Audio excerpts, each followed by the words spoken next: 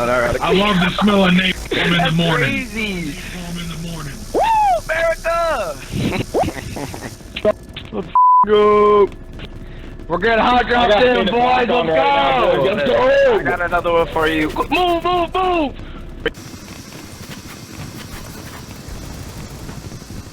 Wow, what a year it has been. I'm gonna take you back to the past to play the indie game that didn't suck ass. Around the beginning of 2022, I was in a bit of a lull. I was getting a little tired of making shitposty compilation videos and was in a state of limbo waiting for Elden Ring to release. I remember scrolling through my YouTube feed looking for something to just throw on while I ate my dinner and came across a YouTube video from one of the many FPS channels I follow.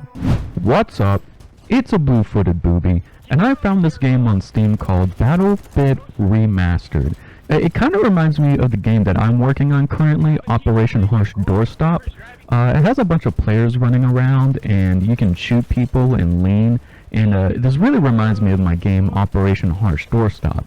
And did I mention I'm working on a game called Operation Harsh Doorstop? I saw that the playtest was still active, so I installed it and gave it a try. I had an absolute blast, and I was utterly shocked that the game was as good as it was, and it wasn't even in beta. It was only available at specific times during public playtests, and even then, it was leagues ahead of the newly released Battlefield 2042, which at the time felt like a completely soulless cash grab that was broken beyond belief. Now, 2042 has received numerous updates that brought a lot of positive changes to the game, and yes, I made this clickbaity video before with bold statements that BattleBit blows Battlefield out of the water. Obviously, the Battlefield series isn't going anywhere, but I took another look at BattleBit, now that the hype has calmed down a little bit, to see if I was just riding the hype train, and no, it still does a better job of being a Battlefield game.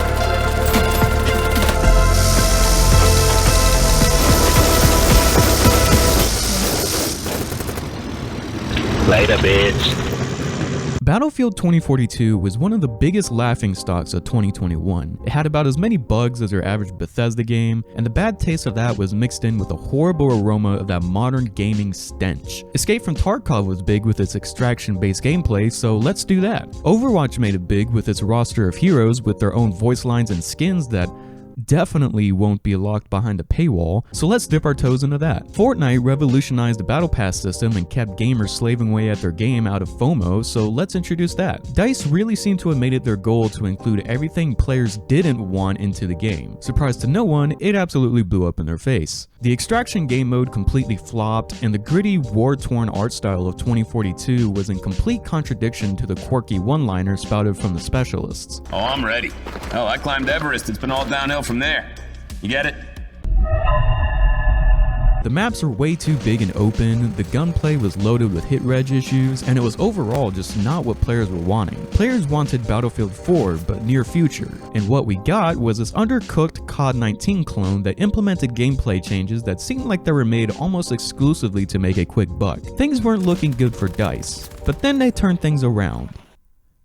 Kinda. Since the game's launch, 2042 has made many steps in the right direction. Many of the quality of life issues have been fixed, and DICE have made several changes to every aspect of the game to make it more in line with its theme, adding dirt to characters to make them look more rugged, and redesigning almost every map to make it look more war-torn. I dumped quite a number of hours in 2042, and while I've overall had a much better time with it than I did at launch, it took about a year and a half for Battlefield 2042 to become somewhat of a Battlefield game. I mean, it took almost an entire year for them to realize that scoreboards aren't a legacy feature and are the bare minimum of what you would expect in an FPS. Remember when Battlefield was all about playing a specific role? In almost every Battlefield game, if you wanted to play Assault, then you had gadgets and equipment that warranted breaching of front lines and wreaking havoc. But that also became a risk because you couldn't heal yourself or supply yourself with ammo, and you were also under threat of getting sniped by enemy recons. You had to rely on other teammates and your squad to provide you with that assistance. That is not the the case in 2042, even today. Up until update 3.2, any specialist could use any gadget and gun. Only until the beginning of this year did DICE bring back the class system, but only a little bit. They took the gadgets that would normally belong to their respective class and assigned a handful of specialists to that role. You're still not limited to your weapon choice, but your class gets a passive bonus if you use that class's typical weapon type. Assault gets more ammo for assault rifles, engineers get more accuracy with LMGs, medics get faster draw times on SMGs, and recons get reduced scope sway with snipers. While this is absolutely a net positive change for the game, it's still a band-aid solution to the underlying problem. I don't mind hero shooters, but AAA gaming has beaten that dead horse beyond recognition. Having a cast of memorable characters with their own unique personalities sounds good on paper, but adding specialists with their own passive abilities and special gadgets means that's one more thing that you need to balance. 2042 still struggles with balancing specialists in a way that encourages team play, and it got even worse as the seasons progressed, partly because of balancing and partly because of the progression system. This challenge-based battle pass sort of nudges you to step out of your comfort zone and try other weapons, specialists, and playstyles, but when a lot of the challenges are centered around playing a specific specialist or role, then you're going to be seeing a surplus of that specific role, while lacking in every other role that would make for a healthy team composition. Because players are more occupied with completing their challenges, they don't usually play to the strengths of their class, and will usually just solo the game by picking whatever specialist has the challenge they need to complete or the gadget they like the most. This is especially the case after Season 3, where Zane was introduced. Zane is an assault specialist, who not only has access to the standard assault gadgets like healing stims, but also has the most powerful explosive device in the game, an airburst rifle that can disintegrate enemies behind cover. And he gets a passive buff that heals himself when he damages opponents. Add that to the assault class bonus of having a higher ammo pool with assault rifles, and you have the ultimate YOLO solo setup. You need absolutely no teammates to rely on. Compare that to Irish, whose only standout trait is having a destructible trophy system and a destructible barrier, then you can easily see the disparity with specialist balancing. Even Liz, an engineer specialist with a player-controlled rocket launcher, barely dents enemy aircraft, even though it takes considerably more skill to hit the damn things. Now I understand that one player should have difficulty taking out a big vehicle full of 4+ players, but good luck trying to find more engineers to help you shoot down vehicles when everyone and their fucking mother are running around as that. You always have issues with weapon balancing, so that's there too. Weapon customization is similar to COD 19 in that it's confusing as shit. None of the weapon stats are thoroughly explained, especially with suppressors and muzzle attachments. If you thought grenades and explosive spam was crazy in Battlefield 1, then you're definitely not gonna like 2042. For some reason, DICE thinks there's just not enough explosive devices in the game, so more and more explosives have been added in every season to the point where it's almost nauseating to be killed by one.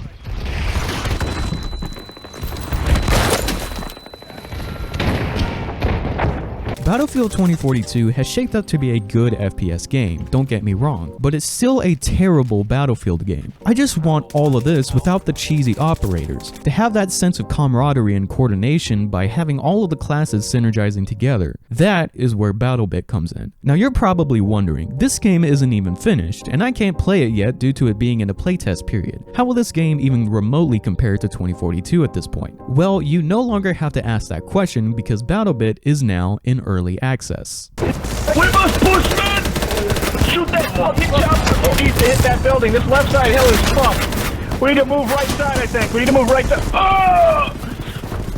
That's right, this small indie project made by 3 people is now available to play right now, and it does a better job of replicating a Battlefield experience than a massive studio of AAA developers. Don't be fooled by the early access tag. This is in the same vein as Valheim and V Rising, where it's so complete and feature-ridden that calling it early access is honestly insulting. In the same amount of time it took for DICE to add a scoreboard to 2042, the developers of BattleBit implemented a handful of huge fully destructible maps available in daytime or nighttime variants, complete with night vision and flashlight attachments to navigate through night maps, new gadgets like the riot shield, new weapons along with new attachments, flying vehicles such as transport helos and little birds, a physics-based rappelling mechanic with the helicopters that allows passengers to safely exit or hang on to like an action hero, revamped TTK, revamped maps, revamped attachment progression system, and revamped character progression, allowing you to rock a lighter kit by sacrificing your max number of magazines and gadgets, the ability to combine the ammo of your used magazines so you don't have to constantly constantly resupply. The list goes on and on. This game is a gift that keeps on giving, and it's still just as thrilling as when I first played it a year ago. There is something so special about tactically clearing an 8-floor building, establishing a point of domination on the roof, picking off other players, and then realizing that you're in danger because the building you're in is about to completely collapse into itself. The building's coming down, boys! This game is the only game I can recall in recent years where I actually feel incentivized to pull my mic down and just talk to people through VoIP. The specialists in 2042 all have their own voice lines, calling out every enemy and box of ammo they come across, which is fine, but in BattleBit, you make the callouts yourself, which makes the moment-to-moment gameplay feel more intimate. Hey, can any supports drop ammo, please? Thanks, man. You feel way better as a medic when the guy you just revived audibly thanks you. Your teammates actually feel like teammates and will usually call out enemy positions or just say hi to you. Can you parachute or do you have to be on the ground? I'm gonna die. Can you jump out at any point or do you have to wait until you're on the ground? No, when you jump out, you go on the rope. When you go on the rope, I put you. He likes to cut the rope, though. No, I ain't cutting shit. Homie, get the fuck out of here. Cut my penis. A lot of the naysayers from the previous BattleBit video put an oddly large focus on the game's graphics. Yes, it is a low poly game and the character models are all blocky, but when you're in the heat of battle, you'll hardly notice. It also stands to fact that the low poly design of the game allows for 127 versus 127 player servers. That's right, 254 player servers, along with the absolute chaos that you would expect from something like that. I'm going inside.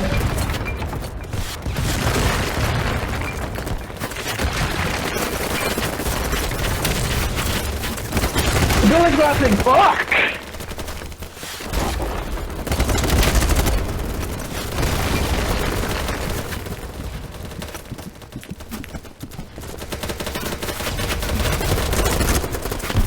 If that sounds too big, then you also have smaller options like the standard 32v32 and the bigger 64v64. I've already talked about most of the game in my previous BattleBit video, so check out that video if you haven't already. If you like what you saw, then go ahead and go to the Steam store and purchase a copy of it. So yeah, hopefully you guys like the game and I'll be seeing you on the battlefield.